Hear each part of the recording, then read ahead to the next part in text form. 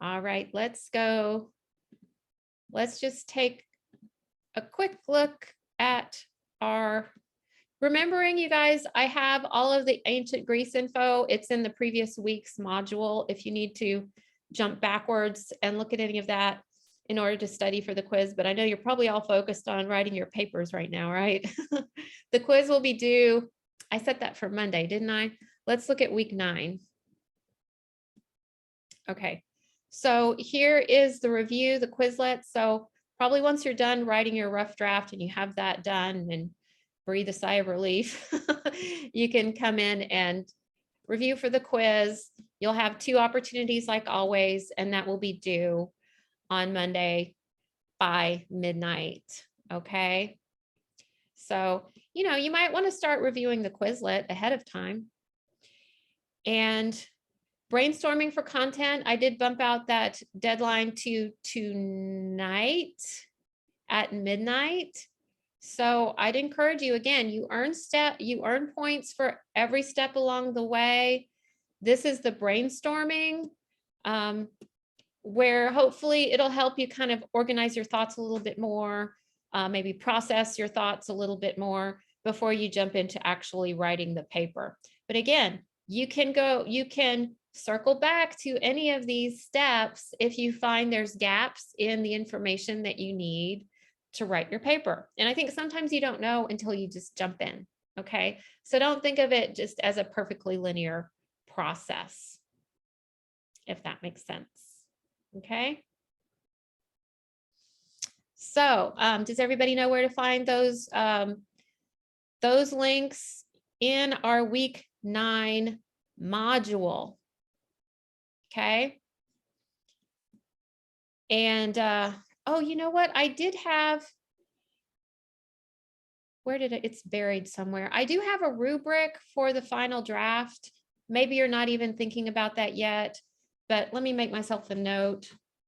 I will go ahead and post that. So if you wanted to look at that in advance of turning in your rough draft, would that be helpful? I'll put it out there in case you want to take a look. Post rubric. And I'll also have that attached to the Dropbox for your final draft. Okay. And I'll have that due.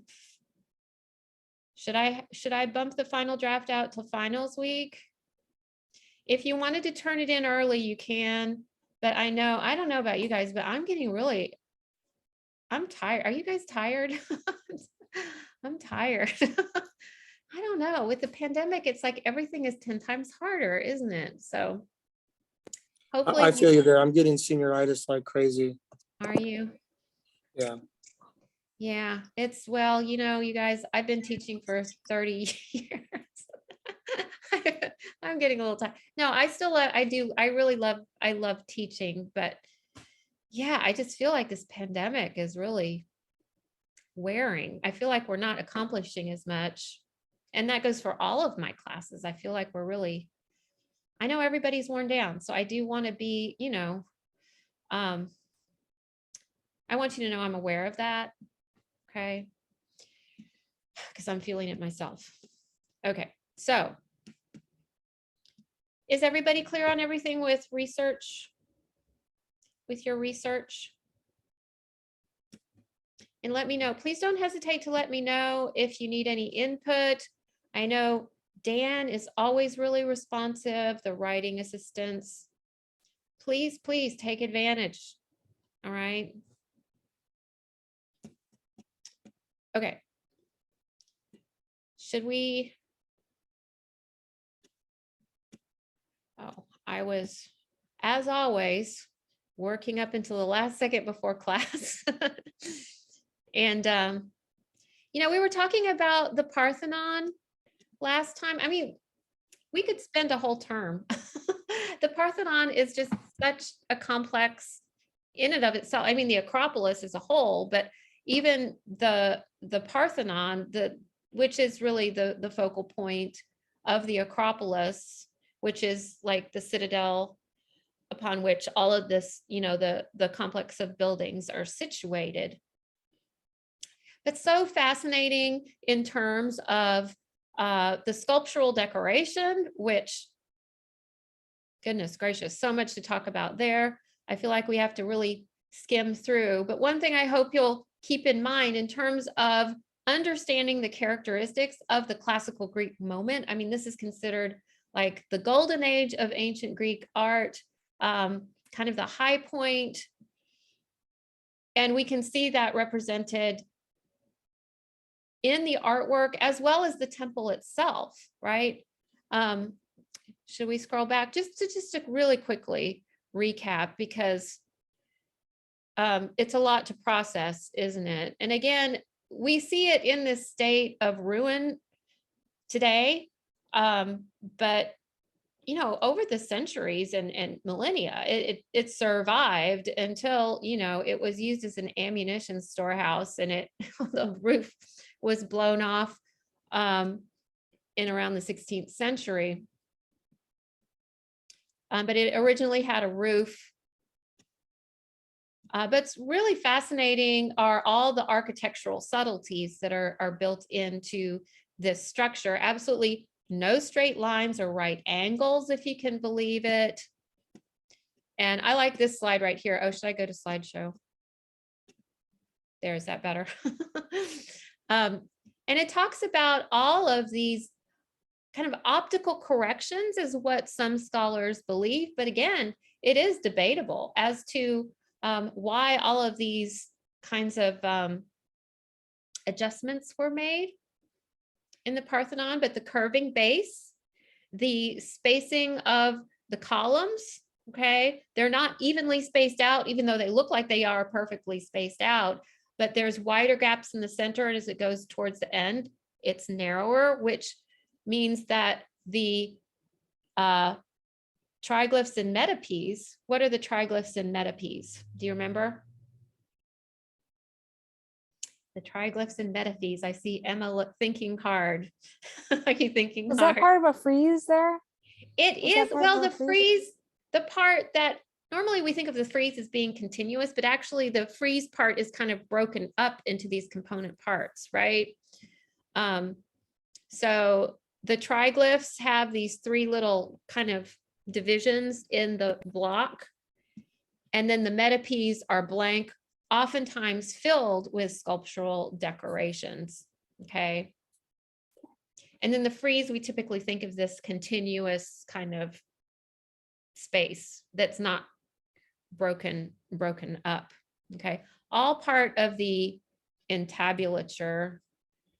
So here we see again, this spacing wider towards the center, and these become narrower moving towards the ends in order to correspond with the columns below.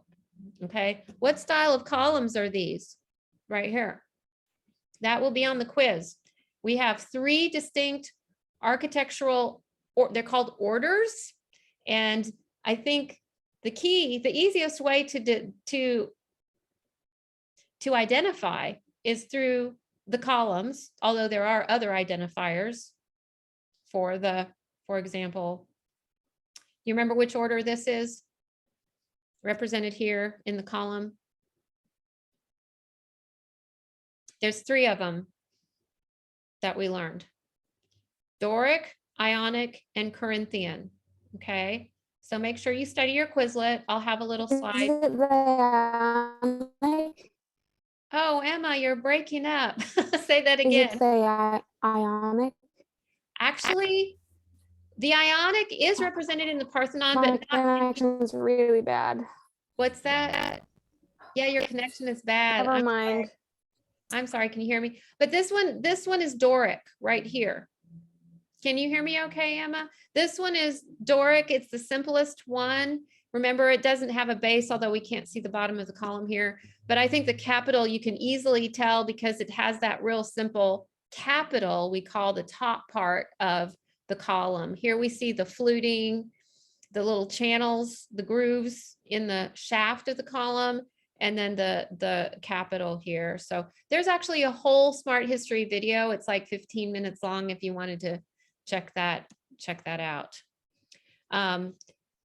But here we have the sculptural decorations here kind of recreated because they have been damaged, missing, lots of missing parts on both the east and the west pediments. And we talked about how that orientation is very symbolic. And we talked about how I think we have more familiarity, for example, with Christian structures and churches, how we do see like a specific orientation that's symbolic. The Westwerk they call in Germany in the cathedrals is the entrance, it's facing west. And then we see the altar on the east side, which is very symbolic because often we'll see the crucifixion associated with the resurrection and kind of a start of a new, like a renewal. Okay, facing east, why is that? Facing east, what do we think of when we think of the east versus the west? The east is the sunrise, the start of a new day, right? Okay. Same thing in Egypt. We saw that the Sphinx and all of the funerary complexes on the west side of the Nile, right? And that's another thing, Brandon, I think you could have put into your chart is that this was part of that funerary complex, okay? Okay, I think I understand what you're saying. I mean, I think there's a lot more that you could flesh out into your chart that might give you a better jump start on moving into your rough draft phase. So anyway, these are reconstructions here. And we talked about, do you remember what's going on? The top one, do you remember the myth that's represented here? And this is on the west, the east side. What's going on here? Do you see this little figure? Who is this right here? Important. Athena. This is Athena. And what's going on? Birth of Athena. She pops out of, full blown out of her father's head. What do we have going on over here at the bottom? This is the west pediment. And we talked a lot about this. Remember in the Erexion, a lot of symbolism about this myth, very important to the city of Athens, named after whom? City of Athens named after Athena. And but how did she gain that status as the goddess after whom the city was named? There was a competition, right? Who was she competing with? Poseidon. Poseidon, and we can tell because of the attributes, right? Here's Poseidon with his trident, and Athena with her spear. She threw down her spear, and what happened? And we see it at the Erexion. Olive tree. The olive tree, which the citizens of Athens felt was more useful to them than a saltwater spring, right? Which is what happened when Poseidon threw down his trident.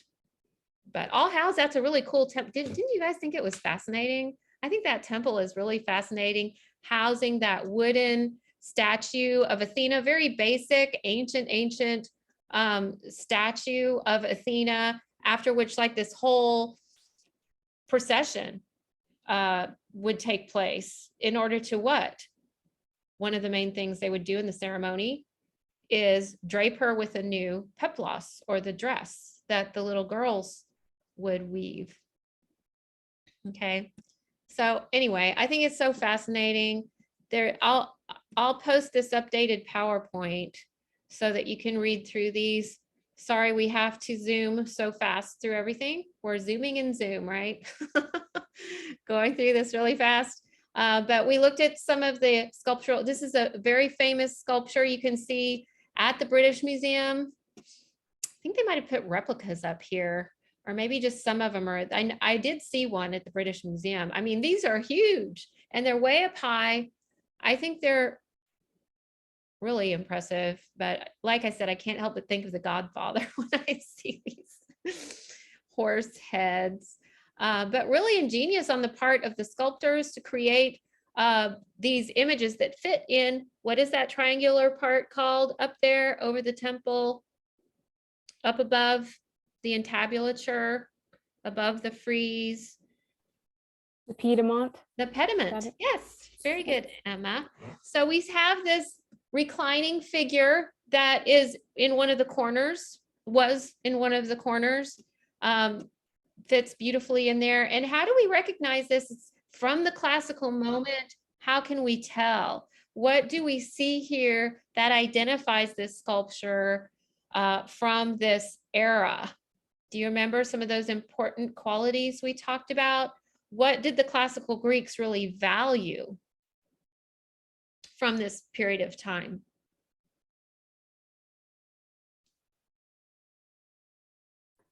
They liked perfection, like Oh, physical yeah. perfection. And the physical, to the ancient Greeks, the physical perfection symbolized kind of this moral and ethical perfection as well. I think we inherited a lot of these same ideas. I mean, kind of this cult of the youth, right? How much we in our culture admire the young and these, perfect athletic bodies. This is really going to change. We're going to see a very distinct shift moving into the Hellenistic period where we will see elderly bodies. We will see infants and, imperfections, which we don't see in the classical work.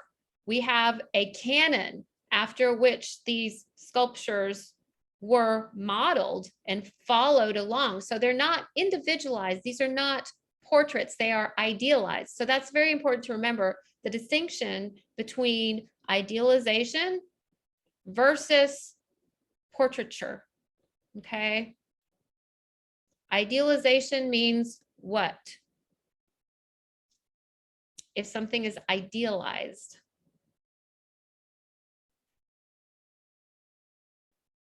Kind of like what we just said, right? Who would like to kind of summarize that? Can you put that in a nutshell? What is idealized?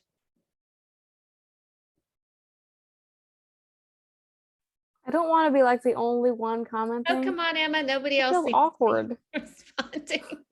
Extra points you got. You earn participation points. Emma's earning a lot of participation points to embarrass her and put her on the spot. Yeah, but I've got, I'm hoping everyone else is gaining something. Yeah. Can you restate the question, Kirsten? And What I'll try to, can you reinstate the question and I'll try to answer it? What do we mean by idealized? What does that mean? That's an important concept to remember that will be on the quiz. What do we mean by idealized? That's one of the features that we see in the classical Greek, the high classical Greek moment. And when I think of idealizing something, it's kind of like almost like idolizing. It's kind of like you want something that you have or you want it to look like that. So Well, like if yeah. like if I'm like making a project and I'm like, oh, I want my project to be of this caliber, I want it to be really, really good. That's idealizing the project. And then you get sculptures like this that are really beautiful because they idealize it and they want it to be really good.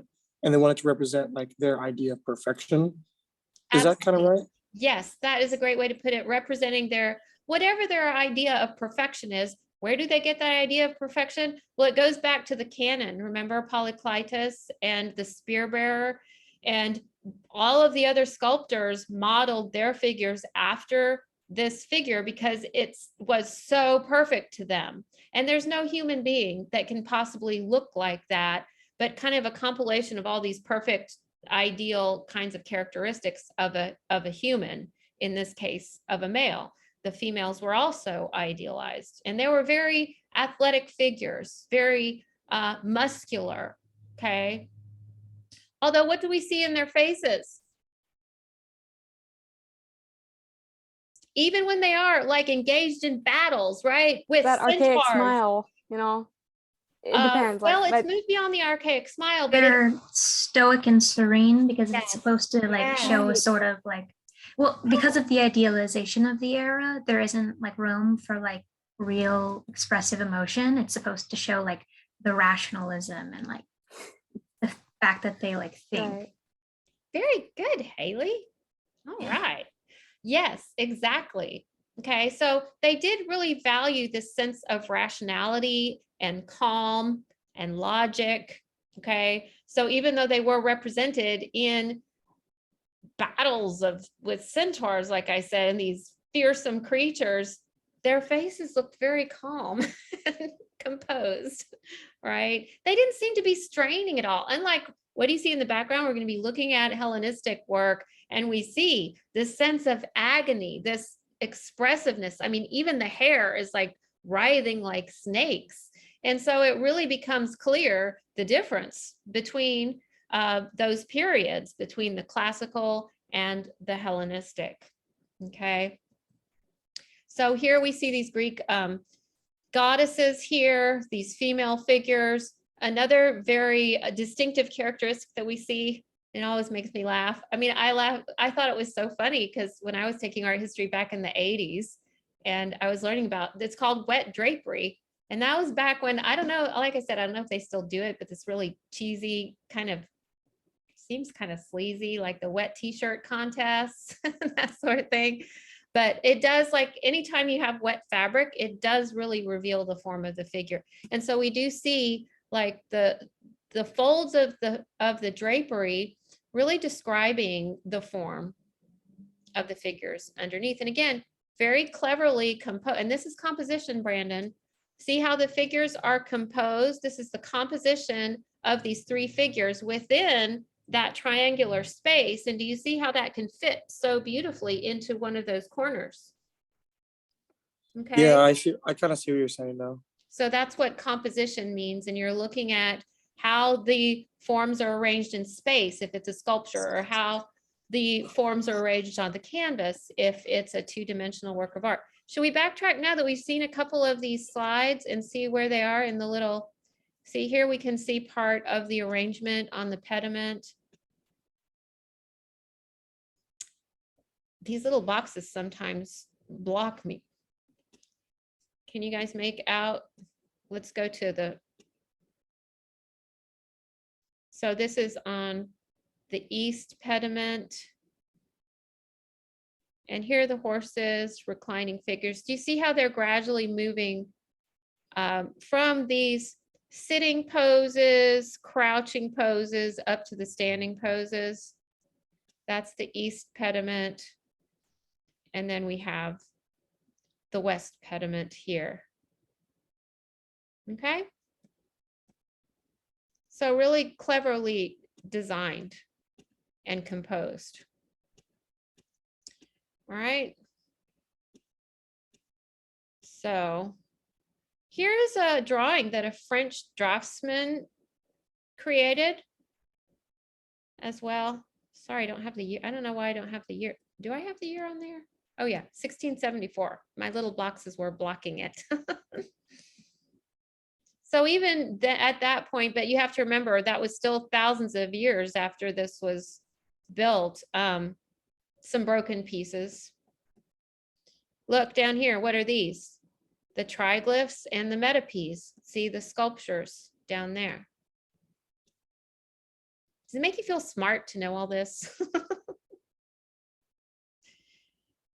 And here we see the contest between Athena and Poseidon. This is a reconstruction, of course.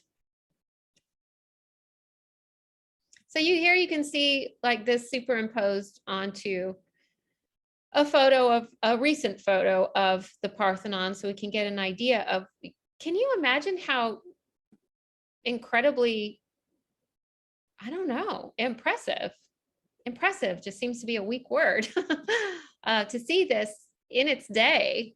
It must have been phenomenal. Okay, so we looked at this diagram last time.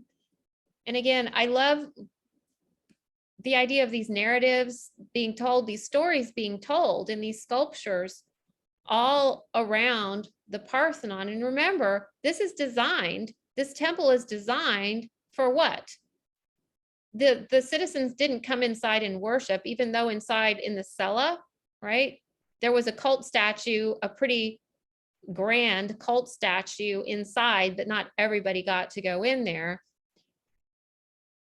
How would most of the citizens of Athens have participated in this particular temple?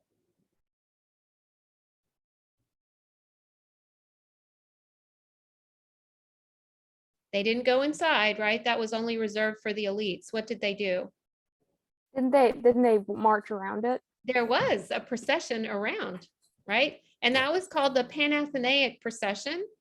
Okay. And then as they were processing around the temple, they could see all of these stories, the mythology, the Lapith and the Centaur. Again, look at they're engaged in a hand combat there. Even this Centaur, now he looks a little bit more expressive, but he's allowed to because he's like a wild creature, you know, even though he's part human, he's kind of wild. So he has a little bit more of a grimace on his face. But look at this guy here, perfectly calm, right? Perfectly calm. Really defined musculature. He's got a six-pack, right? So he's really defined. So we can really, even though this guy's head is gone, look at the beautiful, I mean, it's just so beautifully composed with the drapery of the drapery, and see that creates a beautiful rhythm. And we can see that tension of the centaur pulling one way, right? And the human pulling the other way. It's almost like a ballet. It doesn't look very violent, does it? It looks more graceful, like a dance, right? And here we can see like recreations, how it might have looked when it was painted, although I kind of cringe inwardly because I love the purity of the marble. What do you think, Emma? Do you like the painting or do you like the pure marble? I can see why they would paint it so that from far away you could still kind of see it. That's true. But I like the marble better because getting more up close. And I Yeah. think I would like the painting more if I think if the painting looked better as like the painting, if that makes sense. Right. It's well, just so like stark and like yeah. I don't mind boldness, but I like the lack of shading at all. It kind of makes it almost like cartoony in a weird way. And that's not what you generally would associate with these things as we normally see them. Mhm. So I guess it's definitely like it's kind of a dissonance from like what you expect, but Yeah. I don't know. Well, and that's from our cultural perspective, right? Yeah. And we do. You're right. You know, I never thought about it that way, but it does look kind of like a cartoon. It looks like kind of because it's like colored in, you know, kind of the Yeah, way. and like in blocks, not like Right. like shading or that way. Yeah, yeah. Well, and the form itself would give its own shading as the light hits it, but still, Yeah. yeah. I don't know. It does look to me, it looks kind of flat and Yeah, exactly. yeah. But anyway, that's our own cultural bias. You know, we can't help it. We bring our own cultural bias, but it's good to be kind of aware of what we're bringing to our responses to the artwork. And really, you know, with art history, we really do want to try to delve in and understand the time and place in which the artwork was made, understand it from that, if we can possibly, as close as we possibly can, understand its original intention and meaning. Okay. I love these Centauromachy. Isn't that cool? I will post this so you guys can read more. If you want to read more about the stories behind the narratives on these sculptures. I'm sorry, we have to kind of rush through. How are we doing on time? I was hoping, oh, I got a new phone, you guys. All right, we're still okay on time. Because the Parthenon is so important, I was thinking maybe we'll invest some time if you want, because I don't know how many of you, I was hoping, I'm getting the sense that you guys aren't necessarily checking out all those resources. Have any of you been watching the Assassin's Creed videos? I think they're really fun. Do you guys want to spend 20 minutes and watch the one on the Acropolis in class, or would you rather keep forging through the slides? I mean, you can watch it on your own, but are you really going to? I think they're really fun to watch. What do you think? No comment? either way works. Whatever Either- you want to do. You guys are easy. I thought it might be fun. And you know, we can always watch just part of it. But anyway, oops, this we talked a little bit about the procession that goes around. This is like, I think what they did was they would have an annual one, and then every 4 years they'd have the big one. Okay, and so it's really interesting. And in the video, it talks a little bit about this, how the Parthenon, it serves a variety of purposes. Not only is it a temple for these like religious rituals and practices, but it's also part treasure house. It has a treasury inside of it. Okay. And anyway, can you see the style here with kind of that classical, very composed, very rational kind of sensibility to it. The proportions are all carefully designed to fit the canon. We don't see any individualized personalities here. And here is the presentation of the peplos that they weave, the little girls weave and drape around the cult statue of Athena, the ancient wooden one that's housed in the Erechtheum. Okay. And this was just some information I posted here because I think it's kind of interesting that there were, just like the Olympic Games were distinct and they were held in Olympia, of course, but there were Panathenaic Games as well. And these games incorporated religious, not just like the athletic ones, but religious. There was a religious festival, prize giving, and cultural events. Okay. So this was all part of the great Panathenaea. And so, of course, meant to honor Athena, who was the patron goddess of the city. Okay.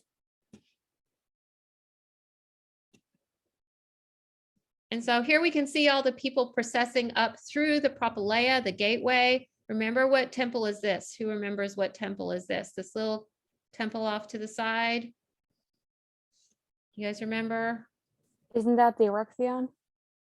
The Erechtheum is Or is that the Temple of Athena right there? Yes, that's it. The Athena Nike. Yes. The wingless. Remember the wingless Nike? Because they didn't want her to fly away. They wanted her to stay. So they made her wingless. And Can you see the Erechtheion in that photo? it's is it- over here, I believe, right over here. So Okay. here's the Parthenon, and here is the Erechtheion, if I'm not mistaken. Okay.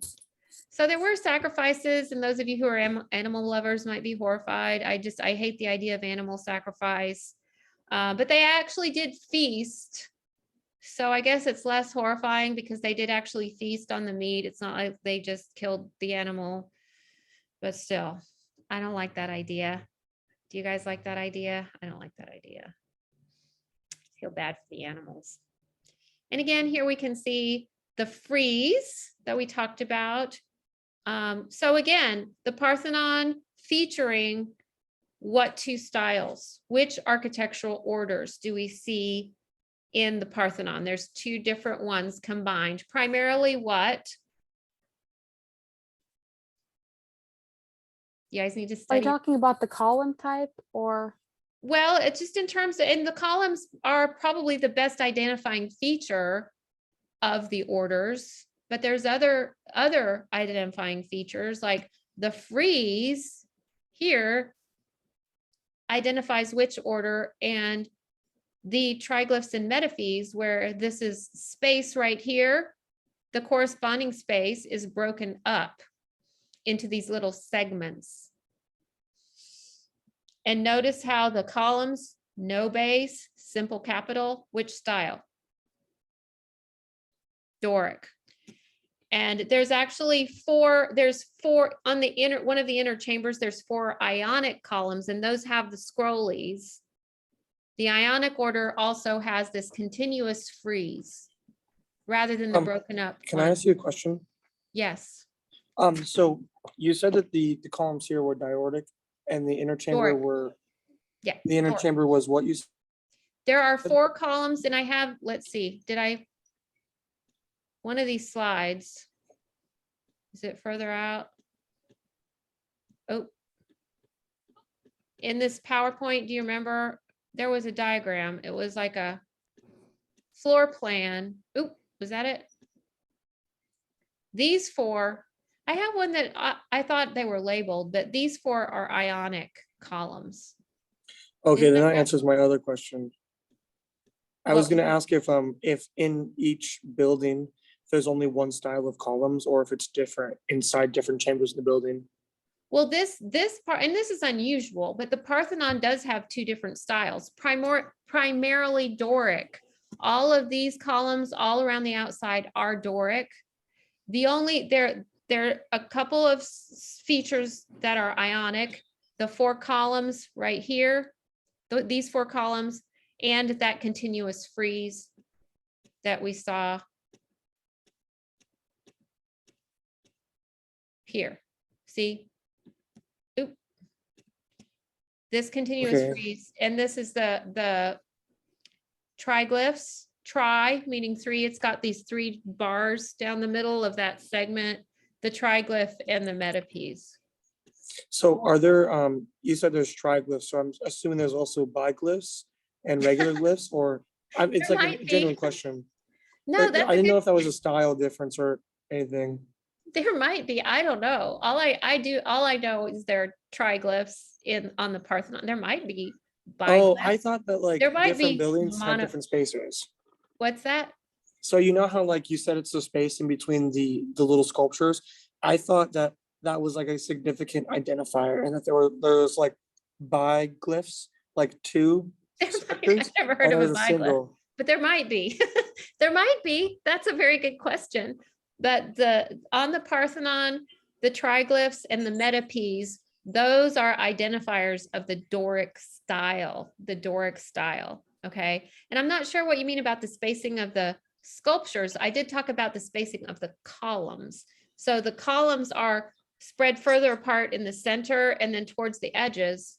I know it looks here like they're all spaced evenly, but they're not.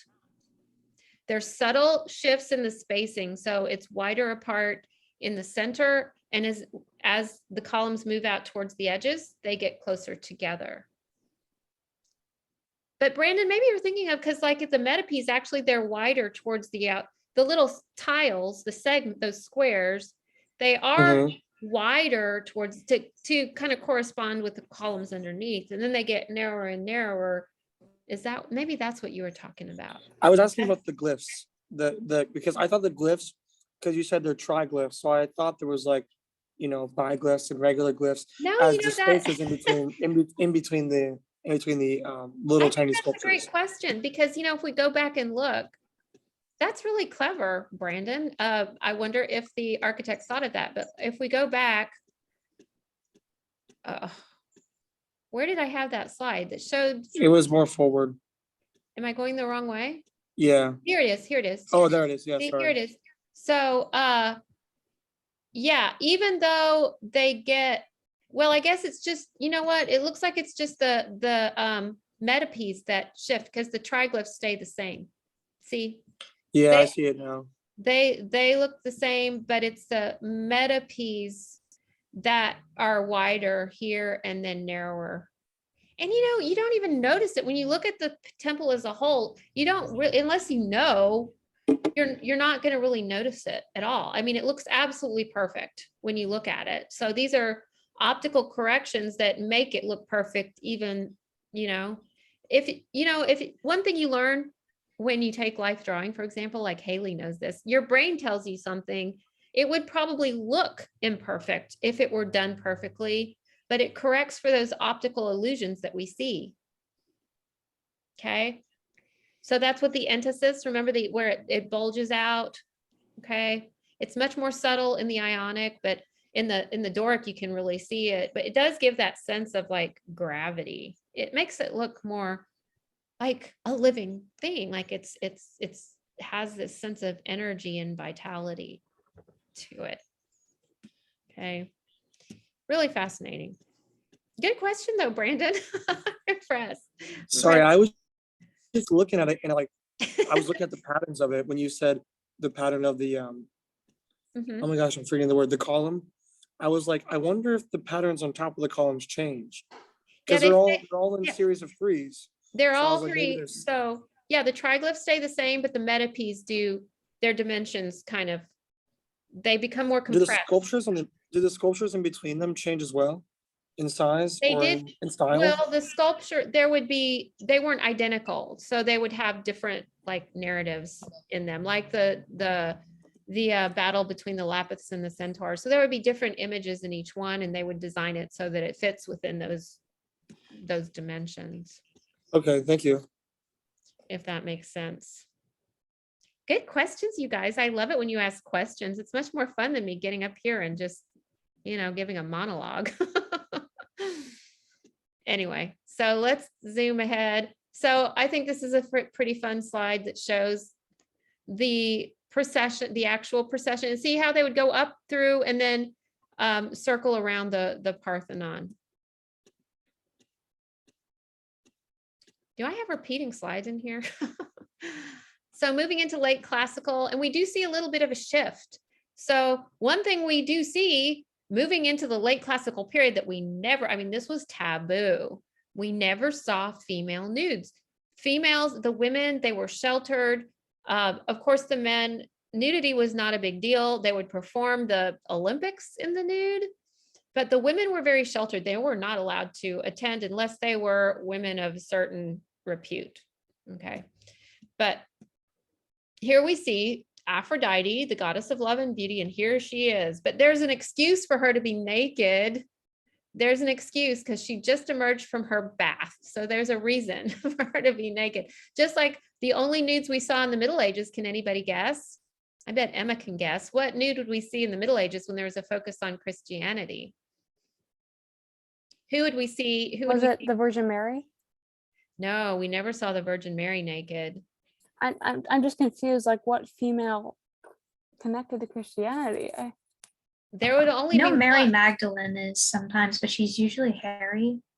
in She's got a this hair depiction. coat on. Yeah, normally. Yeah, she she's has a got hair- like all her hair So covered. think back earlier, Emma. Think back to the very, very beginning when Oh, was Oh, it Eve? Eve. Yes. So she had a reason to be naked, right? Because she didn't wear clothes until what happened? We know the story, right? So, kind of like that. So there was a reason for her to be naked in this particular pose. And it's interesting. We see this pose copied over and over and over and over again for centuries, millennia to come. And this is a Roman copy. The original does not still exist, okay, by Praxiteles, supposedly the first female nude in ancient Greek art, and it became very popular. So there were many. How do we know that there was an original? How do we know that this was a copy? Well, that's is, what is it scholars think. written? Now again, Oh, there might be written record, there, but it could be wrong. I think that's one thing to keep in mind. And we do see like assumptions that we have taken for completely for granted. We find out new evidence is discovered, archaeologists or whatever, new evidence comes to light and it might completely change our ideas. That's why I hesitate to say, for sure, this was the first nude, but that's what the scholars believe at this point in time. Okay. So here she is. She's trying to modestly cover herself. It all seems a little bit fake, doesn't it? I think it's just an excuse for men to like create this naked woman, which continues on for centuries. But over 50 Roman copies, and that's, like I said, the Romans greatly admired the ancient Greek art. This became a very popular subject in ancient Rome, okay? And this particular image earned its own name, the Venus Pudica. And we see it repeated over and over again throughout art history. Okay. Also, Roman copies made in bronze, right? Although the original was in marble. Okay. We talked about that in reverse a lot of times, didn't we? A lot of times the bronzes, what happens to the bronzes? Lucky for us, we have marble copies of some of the originals that were in bronze, because often what happens to the bronzes? They get melted down, usually for like weapons and cannonballs, stuff like that. The ones that did survive many times were found in shipwrecks, or they probably, if they had not been, on a ship, involved in a shipwreck, they probably, if they had been on display somewhere, they probably wouldn't have survived. Okay. So it's interesting that there was one that was created, one that was draped, and one that was nude. But of course, the nude one became the most famous, interestingly enough. Okay. And this is really fun, this piece. It tells us a little bit about the daily lives of the ancient Greeks. Did you know that the way they clean themselves was by putting oil and then scraping themselves? Okay. So it's kind of exfoliation. I was so proud of one of my students. We had a class where we learned about all the ancient works of art, and then we took a trip to Rome, and one of my students spotted this piece at the Vatican. It's at the Vatican Museum. She's like, oh, look, there it is. There's Lysippus. So we do know the artist name, Lysippus, of this, and this is called, the Greek name is Apoxiomenos, which means the scraper. Okay.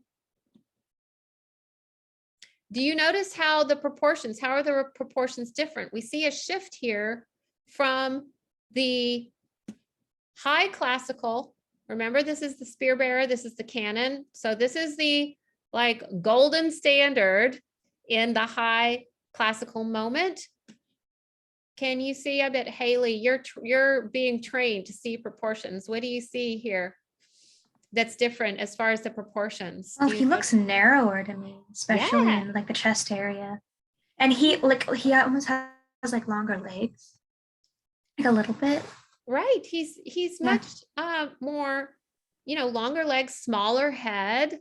So Mhm. it's a little bit different standard that we Yeah. see in the late classical period. So we see a shift starting to happen away from some of these standards of the golden period in Greece, ancient Greece. So high classical on the right, late classical on the left. This is the Scraper by Lysippos. Okay. So a new canon of proportion is what we see being established here. More slender body, smaller head, 1/8 the size of the body. We studied that, didn't we, Haley? The 8 head standard. So it's a little bit more slender. Yeah. Okay. We still see that sense of contrapposto, right? Remember contrapposto, important term, will be on the quiz. Contrapposto, contra meaning opposite, posture. So these kind of opposing forces in the body. Okay. So another thing that's interesting about this particular piece is it seems less frontal. The viewer is more encouraged to move around the whole, okay, from multiple viewpoints. Okay. And we can see the different angles here in space. Another close up. Notice like smaller appendages tend to break off, like noses, parts of the arm, the fingers. They're just a little bit more fragile. So the late classical period kind of winds up with Alexander the Great. Okay, so here is a portrait head that we see with an unknown artist. This was created in 320 BC. This was about 3 years before the death of Alexander the Great. Okay, very, very famous. You've probably all heard of Alexander the Great, right? He's kind of a household name, even thousands of years later, right? Legendary for his Yeah. military power, legendary figure in history. But one thing we have to keep in mind is that a lot of what we think we know about Alexander the Great is based on myth. And these myths were perpetuated by Alexander the Great's successors, interestingly enough. So there's a really interesting article here. I put the link into the PowerPoint. Do you all know the Khan Academy? It's actually linked in the Smart History site, is actually part of the Khan Academy umbrella, or they were taken in by Khan Academy because it's such a great resource. But you can find some interesting information from the more historical standpoint as well in the Khan Academy resources. So there is a mosaic that, this is a famous mosaic that was created over this particular battle that takes place.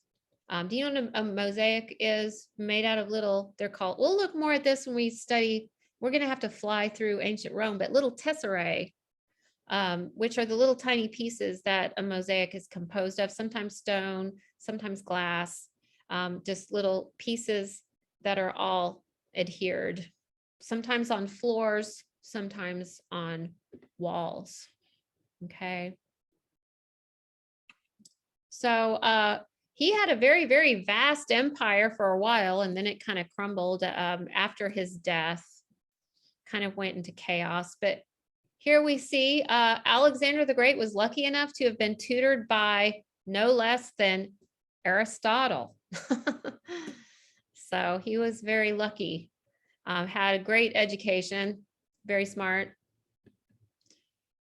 And his father was a Macedonian king, assassinated when Alexander was only 20 years old.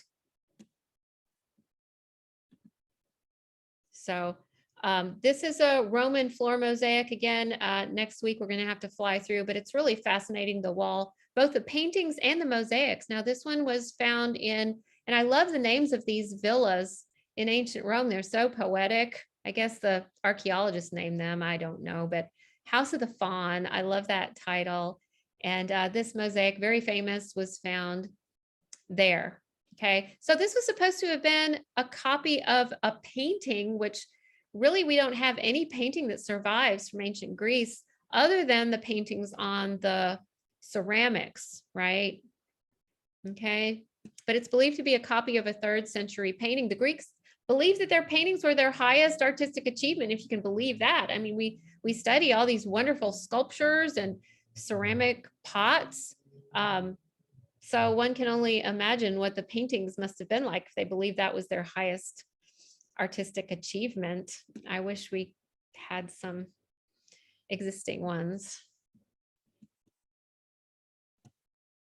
And so again, many images of Alexander the Great were created after his death. This one, remember, we're going backwards up until we hit the year 1.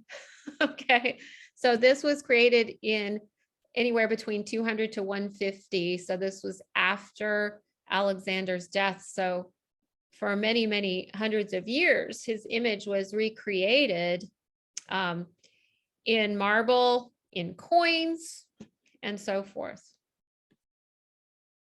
So moving into the Hellenistic period, how are we doing on time? So like I mentioned before, moving into the Hellenistic period, and this is classified as to marked by the death of Alexander the Great and up through about 146 BCE. So we have a much wider range of subjects rather than simply just the idealized images, right, of these perfect, youthful figures, very athletic bodies, with perfectly calm expressions on their faces. Their faces were not individualized in any way. No sense of individuality, okay? They were idealized rather than individualized, okay? So much wider range we see developing. We see the wounded, defeated, the very young, and the very old. An interest in much more expressiveness, drama, and really engaging the viewer in a much more active way. Okay.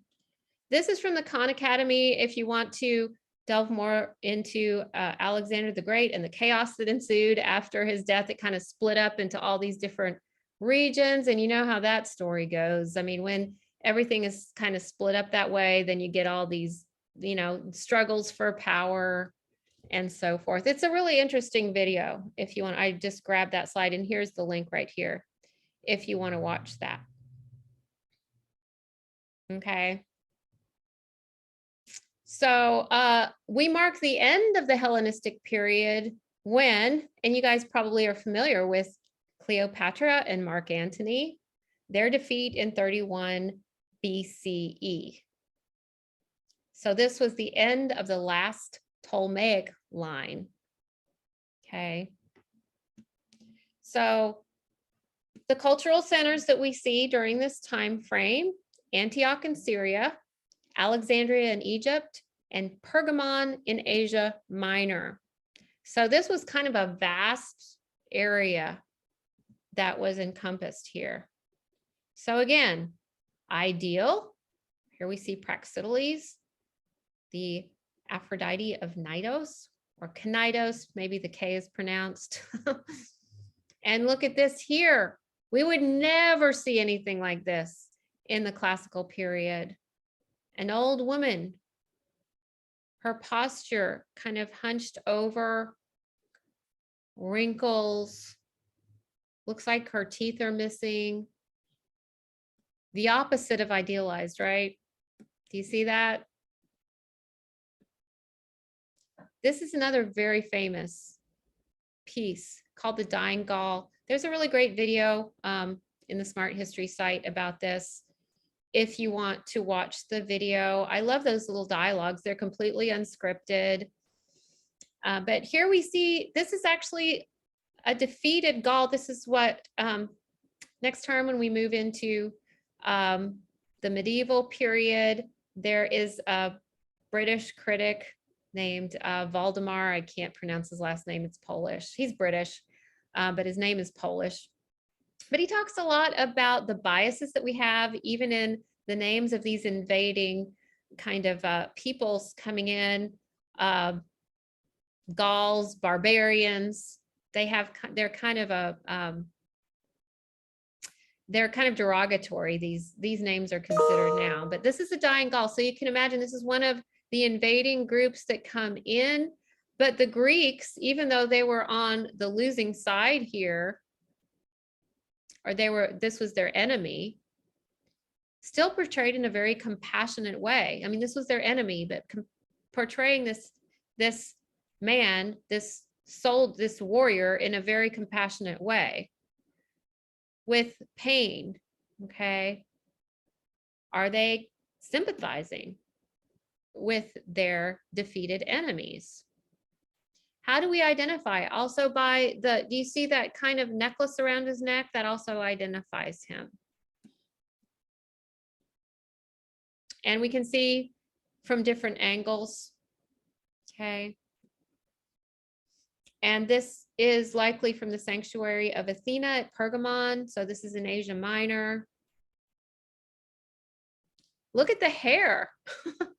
The hair just seems like so much texture. It's almost alive, isn't it? Okay. And isn't this sweet? This is a little bronze statue of Eros sleeping. This is at the Met if you ever get to New York. Okay, so we see that other end of the spectrum in terms of age, which we did not see in the classical period. So infants. And this is the back view. Isn't that just lovely? Look at how those wings, I mean, really carefully observed. This artist must have studied like an actual real bird to capture those wings so beautifully. And of course, do you recognize this? We can't get out of this class without learning the Winged Victory. Who knows where this is housed? Does anybody know? It actually says on the slide, the Louvre. This is at the Louvre and it's in such a dramatic place. It's like at the top. If you ever, I hope you get to the Louvre in Paris someday. And it's at like this landing up this grand staircase. And there it is at the prow of this ship. So see at the prow of the ship. And what do we recognize in terms of the characteristics of the Hellenistic style? The wind whipping. So it's like this action kind of image of the wind whipping against the figure and the wings. Unfortunately, the head is missing. Can you only imagine what the head must have been like? But here she is, the goddess of victory. Let's see, do I have another slide? So here it is at the top of this grand staircase. So it's really spectacular. Very, very famous piece. Also the boxer at rest. Bloody wounds, scars. We didn't see those kinds of imperfections in the high classical moment.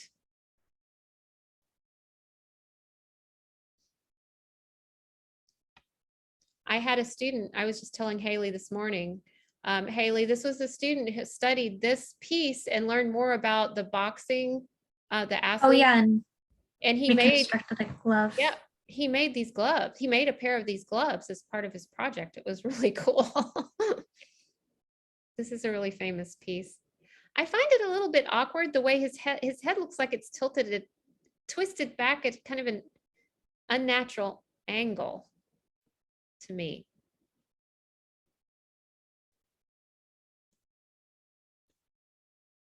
Another very famous piece. I have a hard time pronouncing this. It's something like Laocoon. This is a story from, you've heard the story of the Trojan horse, right? In the Trojan War. Are you familiar with that story? Yes. Laocoon. I apologize for mangling. I find that so hard to pronounce. He was a priest from Troy. And these are his two sons. Notice how they're portrayed. They almost look like little miniature adults rather than young people. But they were attacked by sea serpents sent by the god as punishment because he was trying to warn them about the trick of the Trojan horse. Okay. That he was trying to warn the people of Troy. You know about the Trojan horse, like this big, huge structure? And they were like hidden. Of course we do. Have you seen the movie Troy? Oh, you have seen it. The movie Troy is amazing. Is it? It's I haven't great. seen. Is it? I'll have to watch that. Is it streaming anywhere, like on Amazon or something? I think it's on Netflix. It On might be on Netflix? Netflix. But I used to watch it because we had it on disc, and I used to watch it when I was younger. Oh, you did. And I You mean, it has never- like some nudity in it and stuff like that, but like that's because of the time. But the combat scenes and the history telling was really good. Does it portray this part of the story? I think it portrays the horse, if I'm The not horse. mistaken. What about this part where the priest was trying to warn them To be honest not with to? you, I really don't remember because I haven't seen the movie in about 5 years. Oh, you haven't? But it might, but I'm not sure. I just haven't seen it in so long. I don't really remember. I'll have to watch it and see. Yeah. It's kind of fun to watch movies like that after you've delved into the history. And, once you have a little bit of a grasp of art history, you'll appreciate, there's a lot of art history referenced oftentimes in movies because a lot of these movie makers went to art school. They know their art history and it might be just kind of hidden in there. Like The Simpsons has a lot of art history references. You might want to go back and watch some of those episodes now that you've had an art history class. What I like is the movie in Troy. It depicts Achilles Okay. in the movie. Oh, yeah, It Sorry, go depicts him in the very beginning of the movie, and as like one of the fighters, and it was Yeah. really cool to watch him on the live screen because Achilles is like one of the greatest fighters, and they said he was dipped by his ankle into the river or whatever. That's why he was like invincible except his one weak spot, and it Right. also shows him getting shot with a bow during the siege of the palace or the city Mhm. where the Trojans entered. So that's also cool. Yeah, that's very cool. You remember the pot that had the image of Achilles playing the little game? It was like checkers. Yeah, Maybe I do. go back and check that out. And there's a smart history video that delves into it too. But we talked about it in class. You might want to go back and revisit that. It's in this PowerPoint. I think it's either in this one or I might have a separate one with the, can't remember if I split those out. I might have split them out. I had the ceramics and the archaic. We were studying the archaic and the ceramic vases and the vase painting. I think that was a separate PowerPoint. So here we are, the altar of Pergamon. And I've always been fascinated by this temple. And just like the Parthenon, it does have battle between the Greek gods and the giants, the Gigantomachy, it's called, okay, for the supremacy of the universe. And these are so much more dramatic than what we see on the Parthenon, which is very calm and rational and reserved. But let's take a closer look at some of these sculptures. Oh, and just to give you an idea of where Pergamon is, okay? So here's Olympia, where the Olympics were held, Athens, Sparta. There's also, there's like some movies made about the wars with Sparta. 300 and 300 Rise of the Empire. Good movies. Just watched Okay. those recently. Did you? Yeah, I think there's multiple movies It about, talks about the wars with the Spartans and Yeah. the Persians. yeah. And the Athenians and the Spartans were mortal enemies. So, but here's Pergamon, so you get a sense of where that is, okay? And this is in my background. I've always loved this sculpture. I mean, just look at how deeply carved it is. I mean, that's another reason that it has so much more of a sense of drama, because these very deeply carved areas, we call this high relief as opposed to low relief. And you might have heard the French terms haute relief or bas relief. Bas meaning low, just like a bass. You've heard like a bass drum, bass saxophone. Bass instruments are the low instruments. In sculpture, it's the more shallow relief. So it doesn't project out as far. These high relief sculptures project out very, very far. And almost coming off the back of the panel, okay? So look at the writhing sense, you know, the snakes wrapped around. Like I said, the hair, even the hair, it looks like writhing snakes. Look at the expressions on their faces. I mean, this is something we would not see in the classical moment, where there's, even if they're like engaged in a battle, they look perfectly calm and composed. In this case, you see the excruciating pain, right? And the effort and the struggle, okay? And I think it might have to do with the fact that what was going on politically, I mean, it was kind of chaotic, kind of like maybe what we're feeling right now. If you can imagine what the Ukrainians must feel right now with that impending threat. I mean, well, they're really engaged in it at this point. But can you imagine how they must feel? And the art conveys that it reflects what the culture is feeling at the moment, okay? So at the height of the classical moment, it was the golden era of Greece. You know, it was peaceful, they were successful. Here we see more of a sense of instability, which creates that sense of anxiety, okay? So I don't know, do you relate to this work a little bit more? Which one do you prefer? Do you prefer the classical sculptures or do you prefer the Hellenistic? What do you think? I think I prefer the Hellenistic. I enjoy the expressions a lot more on them. I think the eyes on this one are kind of disturbing in a really cool way. They're Mhm, very big. mhm. They are very big, very expressive. I've done a drawing of this because I loved it so much. And I just, you know, you can really absorb something if you draw it. That's why I was encouraging you guys, even if you don't think of yourself as a skilled artist, just drawing your work of art that you're writing about, I think it will give you a greater insight. You'll see more. It's like an active way of seeing than if you're just simply passively looking at it. But I did a drawing of this and it was stolen, actually. I guess that's the highest form of flattery. When I was in graduate school, somebody broke into my studio and stole a bunch of my stuff, and it also got vandalized, but they stole some things too. I hope they didn't steal them to destroy them. I prefer to think they stole them to like enjoy them. That would make me feel better. Anyway, I guess we kept going with the slideshow, so it's probably, ooh, we're 2 minutes past. You guys, why don't you ever tell me when we're going past time? We don't want to cut you off. That's rude. You We didn't wanna want let to you cut me off. continue Oh, teaching. you guys are so polite.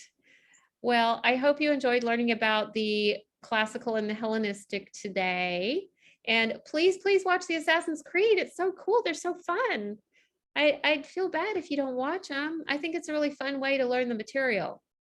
So remember, that's in the content. So I hope you'll check that out. Actually, that Assassin's Creed is in last week's module, week 8. So you can find it there. But I know you're going to be focusing on getting your rough drafts done. So I will let you go to get cracking on that. And don't hesitate to let me know if you need any input. I'm happy to connect with you. I'll try to keep an eye on my email, though. I just got a new phone and it's not connected to my email yet. I've got to get the computer people on that. I didn't mean to get a new phone. I went for some other issue and they talked me into it. And so that means I have to reset everything. It's kind of a pain, isn't it? It is a cool phone, though. I got it because of the camera. The camera is really nice. But anyway. So the rough draft is due on Friday, right? The rough draft is due on Friday by midnight. Sound Got it. doable? Now, remember, a rough Yeah. draft is exactly what it sounds like, a rough draft, but I do want you to do the footnotes because I want to help you troubleshoot between now and the final draft. So do your best. Yeah, to of do course. The footnotes, the bibliography, which you should already have a good idea how to do that now since we did our preliminary one. I'm not going to grade on punctuation and grammar in this first round, okay? Your thesis will be like a working thesis, so it'll be kind of rough, probably still, okay? So try not to stress about it, but I hope you'll jump in right away and not wait till the night before, which would be tomorrow. Okay. So let me know if you need any help, okay? All Okay, right, guys. thank you. Thank you. I'll Thank see you. you. I'll see Have a you. good weekend. Bye-bye. Thank you. Thank you. Bye-bye.